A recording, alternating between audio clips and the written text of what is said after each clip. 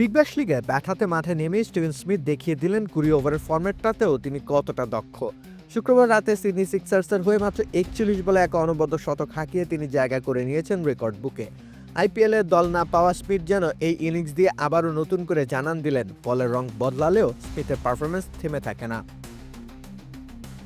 এটি ছিল বিগ ব্যাশের ইতিহাসে স্মিথের চতুর্থ শতক। এর মধ্য দিয়ে তিনি সর্বকালের তালিকায় ডেভিড ওয়ার্নার ও বেন ম্যাকডারমটকে ছাড়িয়ে এককভাবে শীর্ষে উঠে গেলেন। ইনিংসে 12তম ওভারে রায়ান হ্যাডলির বিপক্ষে স্মিথ যেন হয়ে ওঠেন অপ্রতিরোধ্য। ওই ওভারেই তুলে নেন 32 রান, যা বিগ ব্যাশের ইতিহাসে সবচেয়ে ব্যয়বহুল ওভার হিসেবে জায়গা করে নেয়।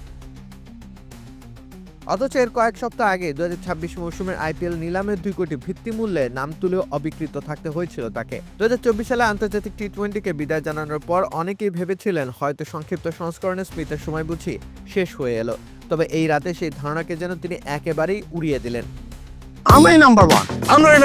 নাম্বার ওয়ান হচ্ছে মেরিল পেট্রোলিয়াম জেলি। ম্যাচের আগে পর্যন্ত স্মিথ ও বেন ম্যাকডরমট দুজনেরই বিগ ব্যাশে শতক ছিল 3টি করে। একই ম্যাচে প্রথম ইনিংসে সিডনি থান্ডারের অধিনায়ক ডেভিড ওয়ার্নারও নিজের তৃতীয় শতক হাঁকিয়ে তাদের সঙ্গে শীর্ষে যোগ দেন।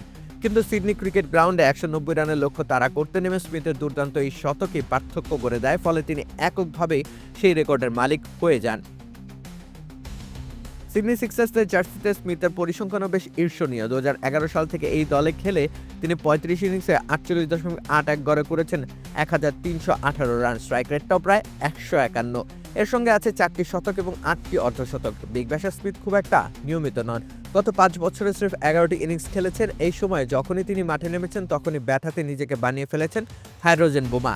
177.41 স্ট্রাইক রেটে 699 রান নিজের নামের পাশে জুড়ে নিয়েছেন তিনি। রাকিব হাসান রুম্মান, খেলা 71।